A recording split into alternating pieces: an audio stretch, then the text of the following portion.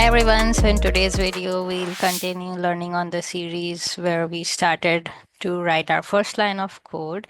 And today we will dive into some more basics about coding. But before we start this video, I want to point out that I'm not here to teach you all these concepts, but I'm actually trying to teach you how to use ChatGPT as your helper in this coding journey for yourself.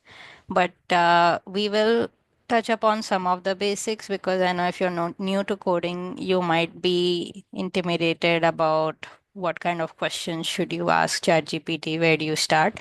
So right from the first video, we've seen that when you asked for a specific curriculum, ChatGPT was able to give you a step-by-step learning path. And today we are on step 4, where it talks about learning basics such as variables, data types, etc.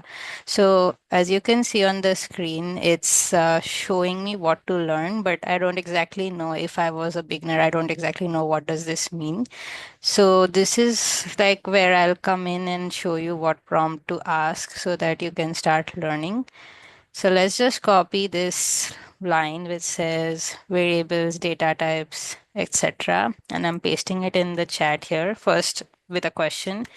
Can you give me some practice code to learn? That's the first line. And then I'm just pasting the line from its previous response. And we will end it with Python. So there are many coding languages. Sometimes the chat history gets deleted, so ChatGPT wouldn't remember that you were trying to learn Python. So this is the question you would ask, which says, "Can you give me some practice code to learn variables and data types in Python?"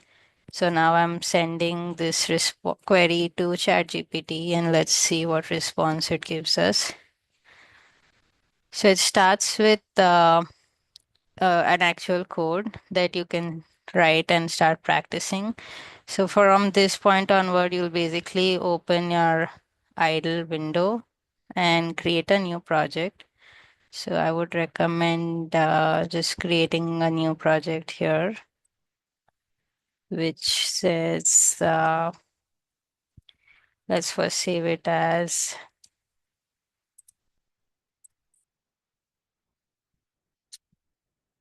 practice.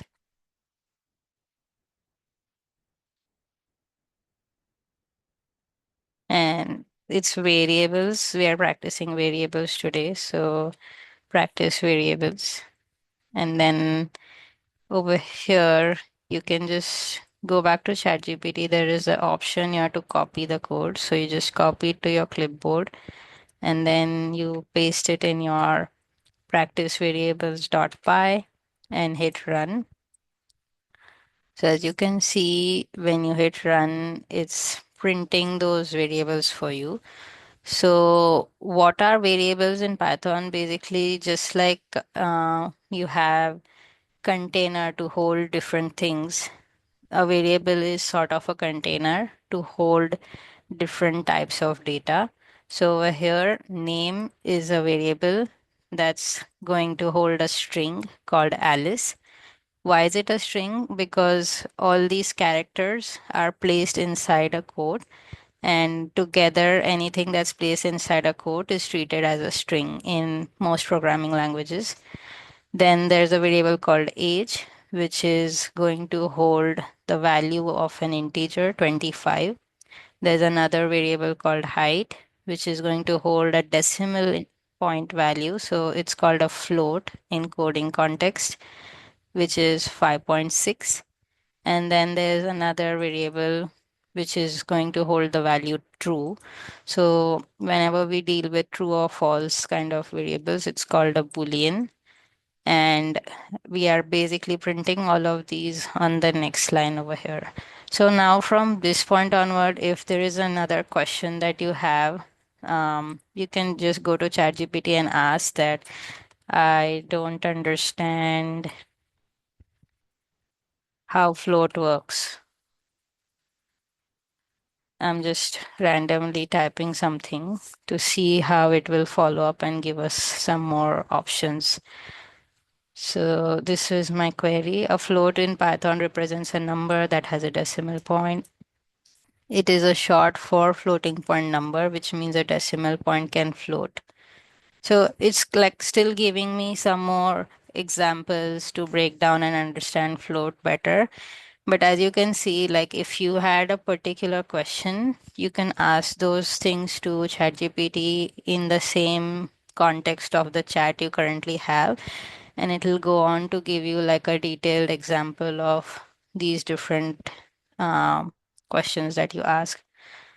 So there's one more like a floating point arithmetic example. Again, you can copy the code, paste it in the same file you have a few lines later.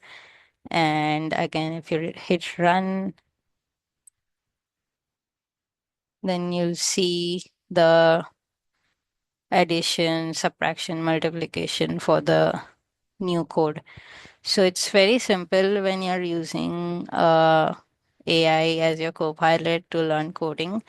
I don't recommend always asking for direct solutions, but when you start learning initially, getting those code snippets from ChatGPT will definitely help you get started in your journey. And we will keep on, going through different topics in this video series where we touch upon all the different basic concepts of coding. But again, my goal is not to teach you those concepts, but to teach you how to use ChatGPT so that you can customize your learning program with the help of that ChatGPT. That's all for this video, and I'll see you guys in the next one.